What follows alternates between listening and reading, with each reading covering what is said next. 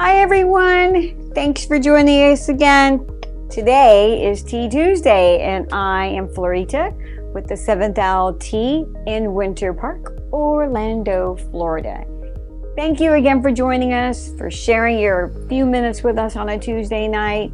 We've had an amazing 11 weeks doing these Tea Tuesdays, so thank you again for sharing this with us. What we really do is we're sharing our knowledge. People ask me questions during the week and I try to answer them here on the show. So one of the things that's really been asked quite a bit is, how is the best way for me to brew my tea? What is the best infuser or filter? There's so many of them out there. Look at what we have. We have 7 of them here. We have a silicone Loch Ness Monster thing. And then we have this frog with an aluminum, and then it has a cup base, which is pretty cool. We have our standard strainer, and here is our tea ball. Most everybody has seen our tea ball that we use here on the show. This one is really unique. This is like a little straw. This is a really, a spoon. It's really cool for when you're traveling too. And then this thing is really neat. This is something that I picked up. This is like a straw and you just put the tea in there. And then we also have our tea bag. So we're going to go ahead and run through these and let's just see what they're like. We're going to do a little bit of experiment, and we're going to use the same amount of tea and the same amount of water and the same water to kind of see what it's like. I mean, I really don't know what the difference is going to be. I would think that maybe one would probably filter out a little bit better than the other. So we're just going to put 1 teaspoon into each of these 3. We're going to start off with these 3. And that kind of barely holds a teaspoon, but we're trying to be quick. There we go. There's that. And then we'll use our tea ball too. And with the tea ball, just going to put 1 teaspoon of oolong tea in there. We'll talk a little bit about oolong tea too, like what is it, and a little bit more about it. All right, so there's that. Then what I'm going to do is I'm actually going to just rinse it out a little bit. I'm going to add a little bit of water to each one of these just to give it a chance to kind of open up each one of these. I'm going to do the same with each. Just giving it a little opportunity to kind of open up. That's all we're doing. We're just rinsing it out just a little bit. And then I'm going to just empty that out. Tea's had a little chance to open up. It's been exposed to the water. There's that. And then here is our owl. And there's that one. All right, so here we go. Here's the real test. So what we're going to do is we're going to add a cup of water to each, 8 ounces. And this water is just below the boiling point. You want to be somewhere between 185 and 190 when you're brewing an oolong, which is somewhere between a black and a green tea. There's that. Ooh, that would not have been good if I missed. So you don't want it too hot, and you definitely don't want it too cold. So what we're going to do is we're going to just kind of let that brew for 2 minutes. And this, I'm going to kind of turn that upside down just a little bit. And this one, yep, that's in the water pretty good. That's in the water pretty good. Yeah, we've got that going on. Just want to make sure everybody's getting in the water, yeah? Okay. So while that's brewing, it's so lovely. I like to just watch the colors change. It's so cool. So, monkey picked oolong. You've heard of, I'm sure everybody's heard of the monkey picked oolong if they've heard anything about an oolong. But the question has been, why is it called a monkey picked oolong? Well, there's a couple of different stories out there, but this is the one that I I'm going to share with you, and you can feel free to research and learn more about it and share in your comments. So the oolong is a tea guan yin. So it's its own variety, and it is grown really in the high mountains in the Fujian province in China. So, and by the way, it's between a green and a black. So it's partially oxidized, and I don't know if you can see here. I'll try to do a little bit more. You can see that there's a little bit of green, and there's also some darker edges. So, but because it's grown in the very high mountains, it was like, well, how are we going to go and get that tea? So legend has it that the monks trained monkeys to actually pick the tea from the tea trees. So that's why they call it monkey picked oolong. It's very high in the mountains. But let's also talk about health benefits. So there are some health benefits. There are a number of studies that say that, oh wow, that was quick.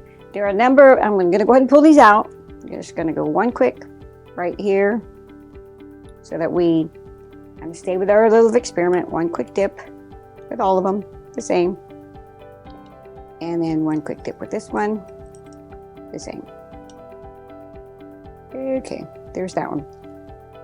So a couple of the health benefits. So there are always a lot of studies out there. And as with anything, when you're looking to consume something for health benefits, there has to be a certain regimen that you have to take. So please know that I know tea, but I'm definitely not a health professional.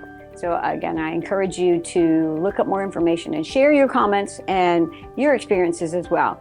One of the things I have found interesting is that oolong has fluoride in it. And a lot of people talk about, oh, I don't think fluoride is very good for you, but it actually is very good for dental health. All of our teas have, Camellia sinensis, have L-theanine in it. And that is not only good because it's a slow release with the caffeine. Remember, this is a green and a black, so it's got different variations of caffeine levels in it. But it also can improve your brain activity through the L-theanine and the caffeine combination. A couple other studies say that if you're you have the right combination of how much tea you drink, it has been proven to reduce by about 4% throat or like head and neck cancer. So do your research though, okay? Because I think it's worth noting, and I think it's worth researching more of if that's something that you're very concerned about.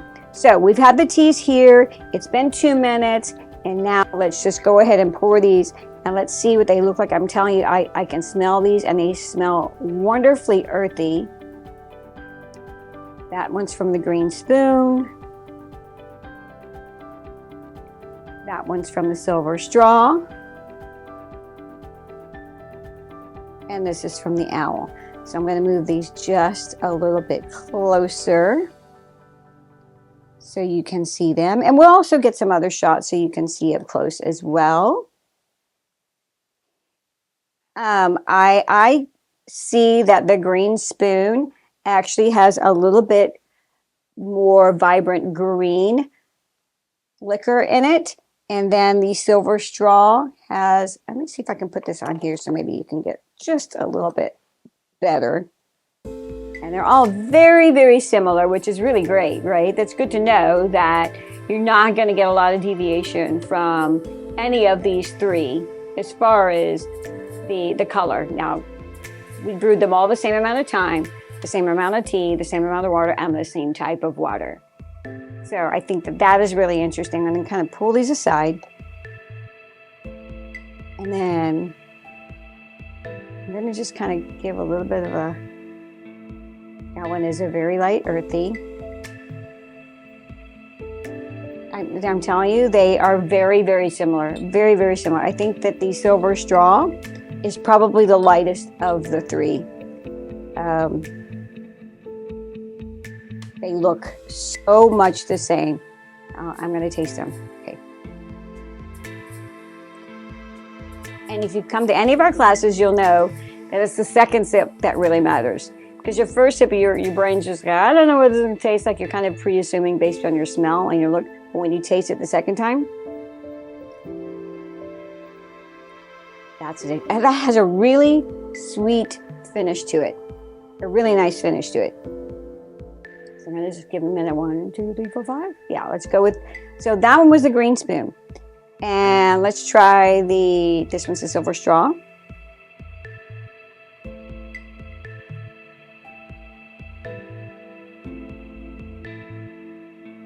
Very light earthy. It's just amazing how close they taste.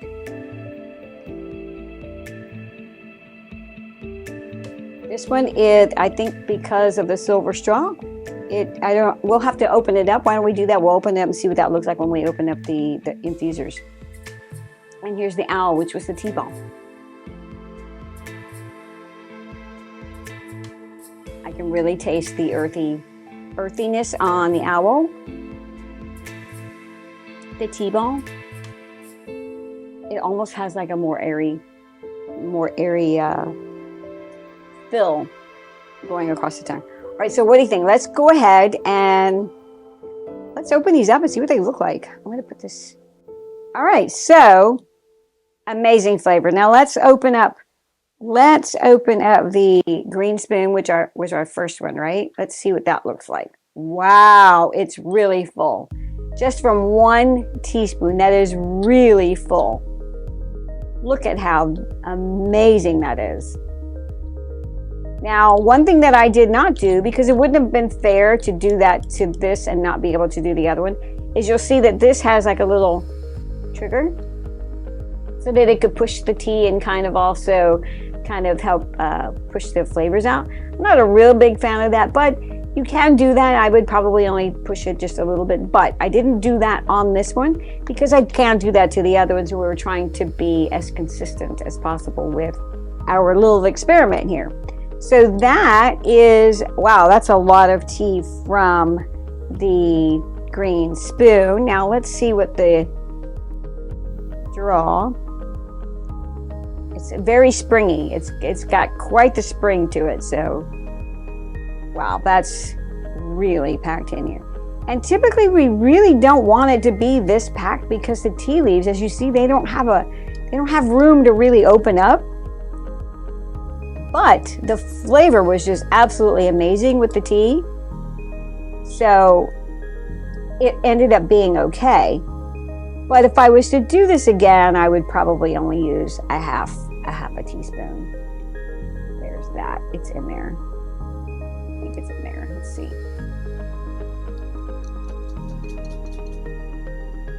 Let me get the rest of it out. There we go. Come out, come out. All right. So that one, wow, that's pretty amazing. And then here we have our tea ball. Open this up. Wow, that really opened up. That really opened up very, very nicely. Again, it was 1 teaspoon, which is about what you should be using for an 8-ounce cup of tea. And the tea ball was a really nice size. And look at how they were able to open up the difference. The same amount of tea. And you can see that the leaves in the tea ball were actually opened up much more than with the straw, which they stayed really compact. And the spoon opened up a little bit more, but it really wasn't able to really open it up really good.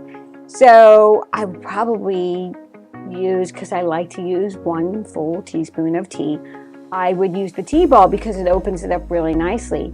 And even when we opened up the tea ball, we saw that it was only half filled up after the water was added. I love that experiment. I think it was great. We do have more that we want to be able to do. We'll do those in another series, but I encourage you to take what you've got and try different experiments. We've got the tea bag as well, and we have a little frog. We have some other ones, so we'll get to those too. In the meantime, have a wonderful week. Oh, I wanted to also remind you that this coming Friday, which is October the 25th, we are having another event where we've paired up tea and art, and we are having art as therapy. That's this Friday, October 25th from 6 to 8. And it is the fall season and everybody's being really creative with your costumes, but there's also a lot of motions and things going on right now. We had a full moon just the other day. So if you feel like you need to decompress or even just want to come in and have some tea, meet us and meet some other people that are part of our tea tribe, we invite you. Please find the link on our website, find the link in our Facebook. We also have our YouTube channel. We'd love to hear from you and definitely want to meet you. Again, thank you again for joining your time with us, for joining us during this short amount of time. Have a wonderful week, wonderful, wonderful week, and we will see you next Tuesday for Tea Tuesday. I'm Florita with the 7th Hour Tea here in Winter Park, Florida. Bye.